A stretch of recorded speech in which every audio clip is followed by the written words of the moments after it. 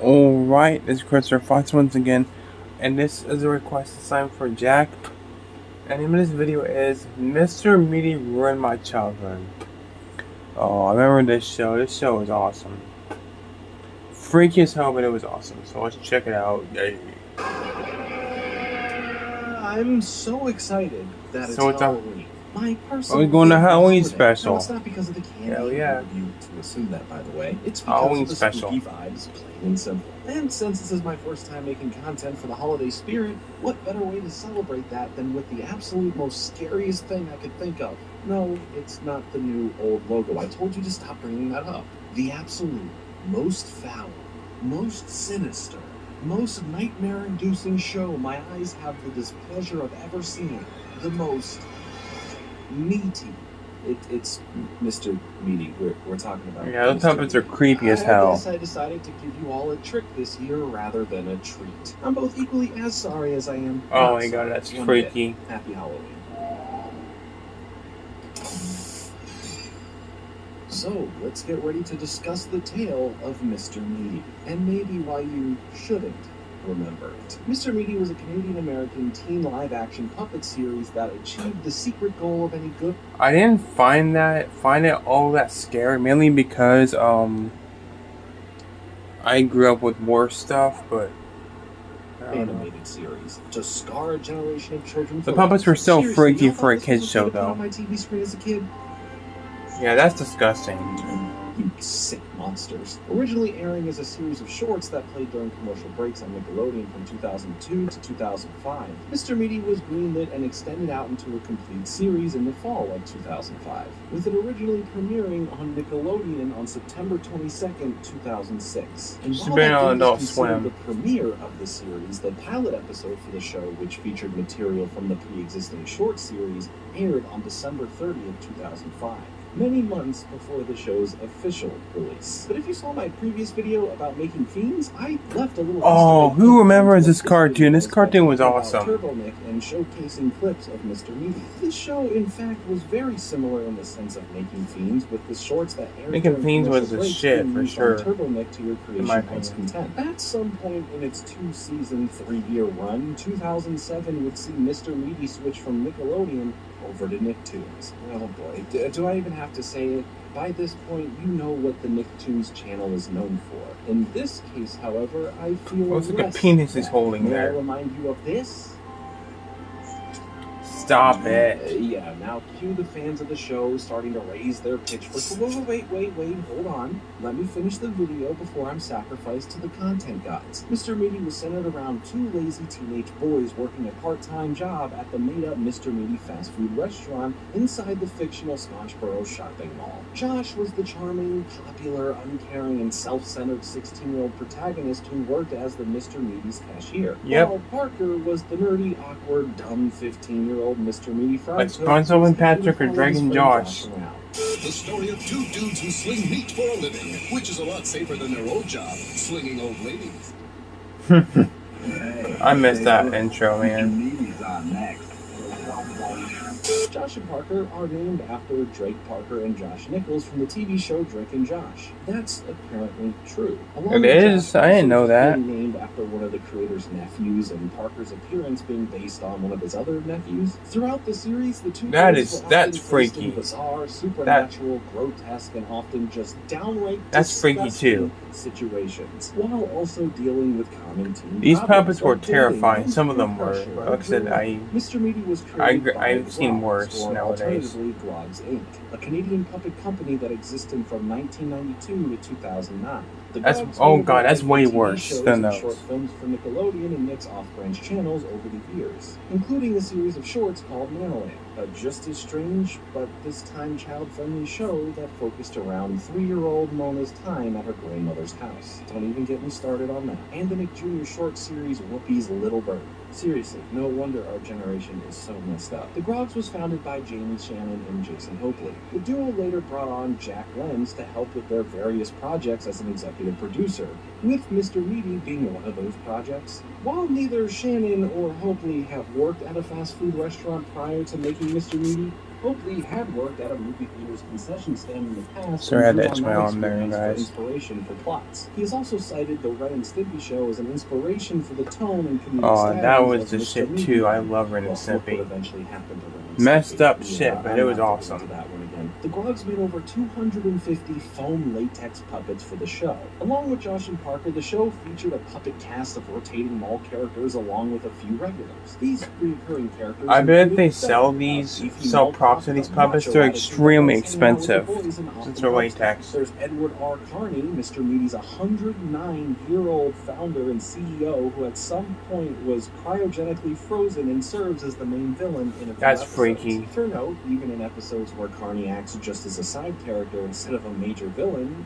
he is still evil, mean, and greedy, and will not rest until every man, woman, It's like a and fucking child zombie eats a from- Mr. Meaty meal at least 5 times per day. And Mr. Wink, the cold-hearted manager of He doesn't look too Carney's bad. He doesn't look has too a magic ugly. chip on the back of his neck that Carney uses to zap him whenever he disobeys Carney. There is also an unnamed goth girl who occasionally serves as Josh's love interest. Ashley Steinberg, a girl who somewhat dislikes Josh but still goes out with him sometimes. Ashley, too, who chooses They're her all hair when fucking she's no ugly. assistant. There's a lot of side characters that make appearances all the time in this show. But There's that's a what makes lot. it There funny, were in my 250 opinion. Foam puppets. The show was eventually canceled due to a mix of low ratings and criticism from adults and vegetarians who protested against the show, presumably for different reasons. Oh, they got offended because they're meaty. They're eating meat. Eat the buffalo!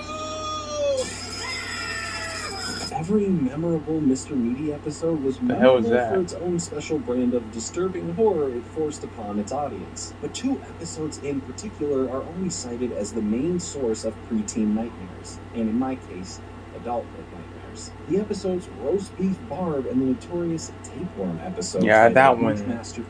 Roast Beef Barb focuses around Josh just after he's been broken up with for not being hot enough. To cope with his heartbreak, he decides to create the perfect girlfriend using the new Mr. Meaty Jiffy Meat Machine, which can make anything imagined out This of one meat. freaked Josh me and out. Parker They made a go out girl and out of collect fucking DNA raw samples from meat. various girls Josh likes to combine into the perfect girl for Josh. Censors.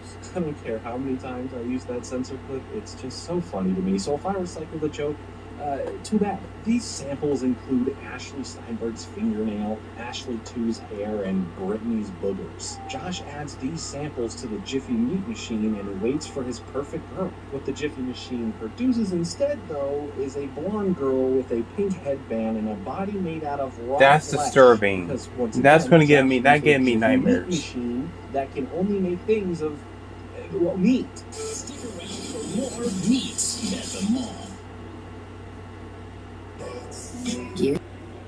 Mr. Meaty, next on Nicktoons Network. Disheartened and embarrassed by Roast Beef Barb, Josh tries to hide her from the public eye. That's before nightmare eventually fuel right accepting there. her as his girlfriend. But when Josh goes to collect Barb from her freezer room the next morning, he finds her cheating on him with a hunk of beef, saying that he was so much hotter than Josh. So Josh and Barb end up breaking up and the episode ends. Fantastic. The notorious Tapeworm episode, Mooch Master P, is one that haunts us all. Not just for its imagery, but for the disgusting implications it carries. This episode begins with Josh bringing in a homemade sandwich.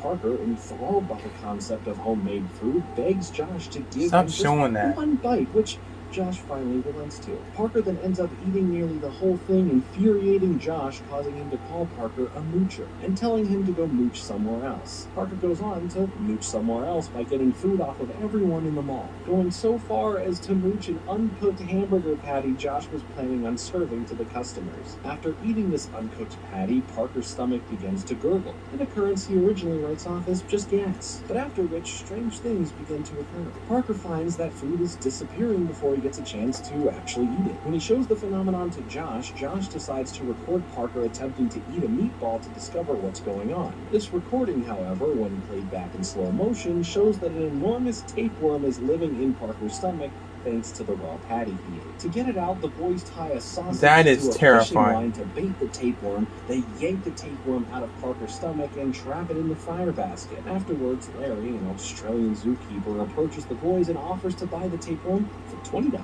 The boys agree and look on horrified as Larry commences to swallow the worm whole, and then the boys use the $20 to buy all the mooch victims their food back, and Parker promises no longer to be a moocher. Well, at least there's a moral in there. I guess. $20. To put it simply, this show haunts my dreams, and not in a good way. There is something so uncanny with the design of the puppets mixed with all the disturbingly horrific imagery that as a kid's show really made me uncomfortable. But for some reason, I can't take my eyes away from it when watching it. I don't label liked this as it, a good or to be bad honest. show. I label this as the most weird, surreal piece of kids programming from a major network that I've ever seen. Watching it back now and facing my fears, this is something I could expect from Comedy Central, Adult Swim, or one of those YouTube channels that make very That was yet creepy highly too. That fascinating fucking pieces of work. that Seeing fucking it in this robot light, episode. the show kind of works as something not everyone could get into, but I totally see why some may actually find this mesmerizing, especially if you're grassily enlightened. Hell or it no. may just cause you panic attacks. Anyway, I think this show is why I've stayed away from most puppet-based properties, whether good or bad. Them things Well, just belong. stay away from the Happy Time Murders in general. That's just some free advice. But yes, I am. I like sad Happy Time Murders. Mr. Actually, I own it Meaty on is the DVD, reason I believe it or watch not. Muppets. Hey there, buddy. Don't be scared. We're only here for entertainment. Oh my gosh, is that right, Romano? All right, buddy. You want to tussle? I will kick you. That green puppet did look like Kermit the Frog a little bit. That green alien thing puppet. This is an experience, not just another show. I don't hold any hate in my heart for it, nor an outpour of love. Just a form of respect for how I was it like left an Kermit the impact Frog. on me, and still to this day can't look at me creepy. the same way. If you like this show, if you don't like this show, let me know in the comments below, because I'm genuinely curious as to why for either I didn't option, mind it, and if you also ask me, how it has affected honestly. you. I, for one, will personally not be revisiting this show anytime soon after this. I certainly got my fill, and now I have indigestion. Thanks, Nickelodeon. It smells like smoked ham in here. And thus was the tale of Mr. Meaty. I thank you for sharing in this experience with me here today. Before you go, make sure to hit like and subscribe for more nostalgia trips. I'll be back with another video soon, but until then, have a happy Halloween and stay safe out there, my friends. Yeah, I actually really enjoy that show, to be honest. But oh, it's the puppets are too creepy for kids, and kids shouldn't watch them. Like, and that doesn't bother me, man. At the end of the day, I mean, it's not like it's rated R or anything. They're just puppets, man. I mean, they're creepy looking, but I mean, they're no worse than Chucky or stuff like that. I mean, trust me, there's way worse shit out there than this fucking show. Trust me. This is nothing compared to the other shit that kids are watching on YouTube nowadays, you know? Seriously, it's just a and this is just like I said, it's just a puppet show. It ain't inappropriate or anything, if you ask me, in my opinion. It never scared me. The puppets were hard to look at, but I mean, fucking. Oh, I mean, I watched worse shit than this, even as a kid. Hell, I watched South Park, The Boondocks, and Family Guy and The Simpsons as a kid. So I watched way worse shit than this, way more messed up shit than this. So, yeah. What do you think? Do you remember Mr. Meaty? Let me know about that in the comments below. And with that being said, thanks for watching, guys. Take care. See you all in the next one. Peace out.